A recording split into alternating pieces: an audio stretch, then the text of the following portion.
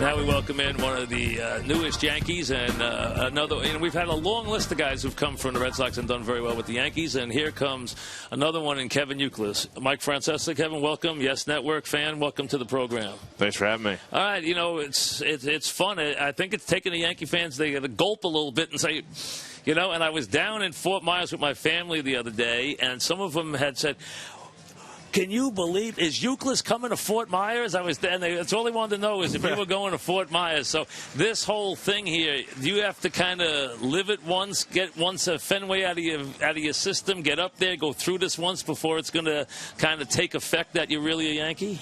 No, I think, you know, being there last year, when being with the White Sox, I kind of took it all in on the other. What was the reaction the first time you went back? Oh, it was amazing. You know, the fans were unbelievable. It made me feel like I was at home again. And, you know, like I said, when I played the game, it felt like I was, you know, when you play there every day, you have the, you know, the batter's eye and everything you see. It felt like playing at home. I just had a different jersey on. So, but it was great. They were great, and I couldn't thank the Red Sox fan enough for that comeback. How does it feel? Now, you guys are professionals. We all know that comes first. But how does it feel when you first think, I'm a Red Sox, I'm always going to be a Red Sox, and I'm going to play for the Yankees? Boggs has done it.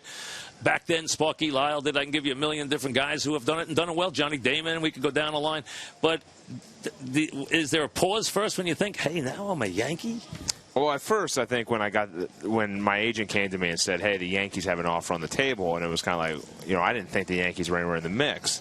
And that took me by surprise, and it definitely was a shock. And, you know, now it's kind of just coming in here and, you know, looking at my, you know, jersey every day, and it sometimes you glimpse and you're like, wow, you know, this is definitely the opposition and all the hype and the media rivalry and the fans getting into it, and now you're on the other side. But, you know, there was always a respect there for the New York Yankees and the organization and the players across the way. So in making the decision, it wasn't that hard in that sense, because you do have respect for each other on the field. And listen, I've said this to Yankee fans, and you know, they're going to love you because they like guys who play hard in the clutch. I mean, so do Boston guys, so do Yankee guys. That's the bottom line. You get big hits, they'll love you. That's the way it, you know, they embrace Johnny Damon here, embrace Wade Boggs. It makes no difference.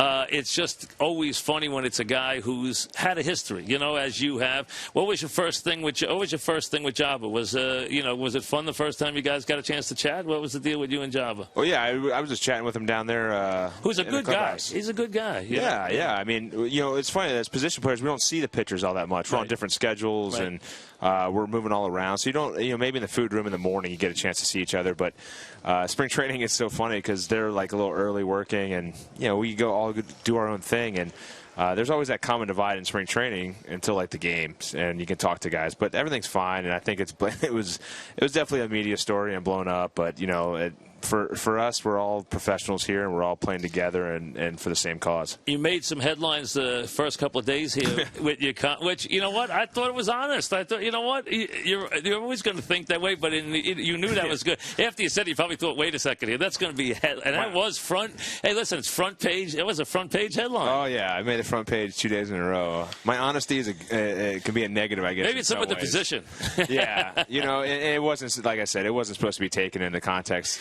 And I said, even single-handedly, that headline and that sentence alone does not look good to the Yankees fans. It was no disrespect. I was just trying to say, because I know there's a lot of talk about me being a Red Sox, and you know, I just, you know, you can't change your past. You know, you got to move on, and that's what I'm here to do. I moved on, and you know, I had great years and great experiences there, but those experiences too will help me be good for the New York Yankees, and you know, hopefully, you know, play in the postseason again, which I haven't played in a few years. I'm excited to, you know, have a good year and get to the postseason.